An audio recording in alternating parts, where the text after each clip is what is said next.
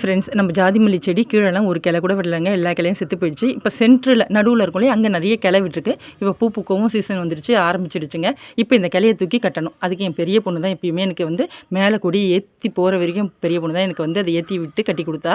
மேலே ஏறுறது எப்பயுமே பிரச்சனை இல்லை. அந்த காம்பவுண்ட்லேருந்து அவங்க அந்த சன்சைட்டில் ஏறிடுவாங்க. ஆனால் இறங்குறப்ப எப்பயுமே பிரச்சனையாக தாங்க இருக்கும். இப்போ பாருங்கள், இந்த சென்டரில் எந்த ஒரு கிளையும் இல்லாமல் எல்லாமே காஞ்சி போச்சு. சரி, அந்த கிளையெல்லாம் நான் உடச்சிட்டு இருந்தேன். அவங்க அதுக்குள்ளே கட்டிட்டாங்க. கட்டிட்டு இங்கே பாருங்கள், 2 கயிறு போட்டு நல்லா மேலே ஏற்றி கட்டிட்டோன்னா அப்படி மேலே வந்து பூக்கும் இல்லையா. இப்போ மாடி வரைக்கும் ஏற்கனவே ஏற்றி விட்டுருக்கோம்.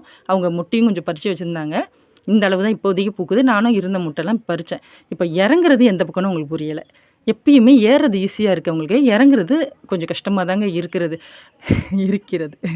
சரின்ட்டு இப்போ வந்து அந்த பைப் இருக்கும் இல்லையா, அதை பிடிச்சி ஏறினப்போ வந்து கொஞ்சம் பாருங்கள், கொஞ்சம் வாட்டம் இல்லாமல் ஏறினதுனால அப்படியே கை பிடிச்சிக்கிச்சின்னு சொல்லி அப்படியே கை வந்து டக்குன்னு பிடிச்சிக்கிச்சிங்க. பாவம், ரொம்ப வலியிலேயே துடிச்சிட்டா.